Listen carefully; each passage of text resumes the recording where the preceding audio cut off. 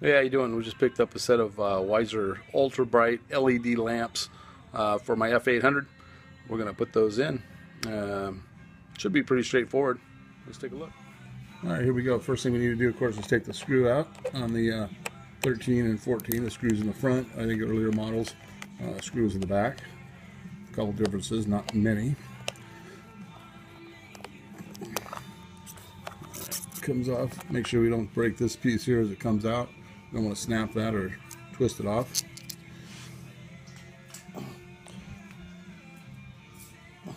And a quick pop of the... Alright, here we go. First thing we need to do, of course, is take the screw out on the 13 and 14. The screws in the front. I think earlier models, screws in the back. A couple differences, not many. Comes off. Make sure we don't break this piece here as it comes out.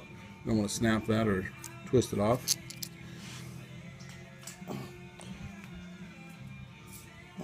And a quick pop of the reflector so the bulb and housing comes out as one. Pull off the connectors. You have it positive and the negative. Those connectors come out. One of the things I found is that the end of these connectors are a little tight for the board, so I've been taking a needle nose plier,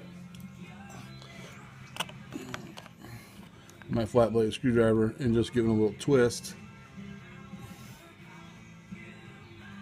just to get it loosened up a little bit so it goes on the board easier. Don't want them too loose. Alright, so the next thing we got is the installation of the LED board. Each board consists of a small LED panel shaped like an arrowhead with 20 LEDs, it looks like. On the back side of the board, of course, is your circuit board, transistor, or resistor, you want to call it, and your positive. You see that there, the positive and the negative terminal. Alright, so I loosened those before, a little earlier. Inside the package is also this pin, which is, I guess, a locator for the circuit board and turn signal. Inside your turn signal, there's a gap, or a, let me show you there. There's this opening here, which matches this. So that is slid onto that slot. You'll feel it pop in. There is a little nub that matches one there. There you go. And that's about that. Then we're going to go ahead and put our wires on the board. Remember, negative, negative, positive, positive. There goes the negative. And the positive. Alright, and we want to put these in. Make sure the wires aren't pinched or tied up. And we want that to go just inside and over the pin you popped in earlier for the location. There we go.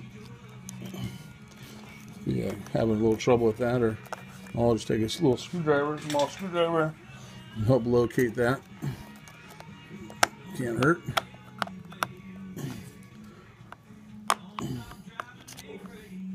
So make sure my pin's in place. Good. And we're lined up. That's all good. Now we're going to put the lids back in. And again, same thing with this tip. And make sure that seats. And make sure it seats, but careful with it, doesn't break. Slides down inside.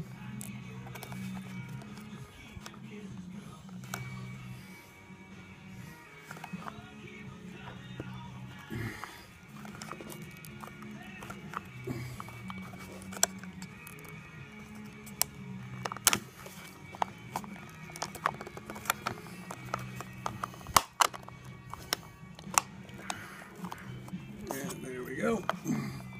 Let's see it there. Everything in place. Good.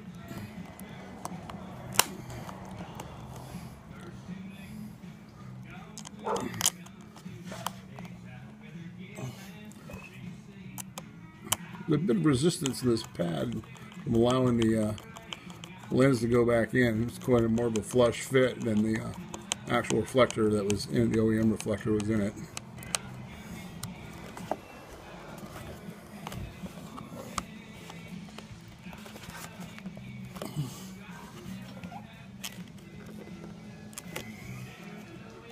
There we go. Done.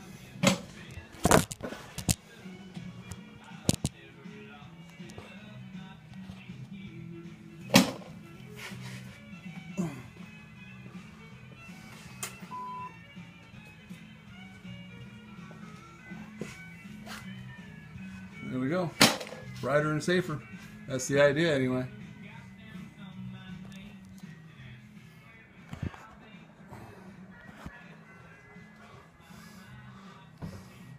So you can see that's pretty simple. Not sure they're a lot brighter, but they look cool. Have a good day.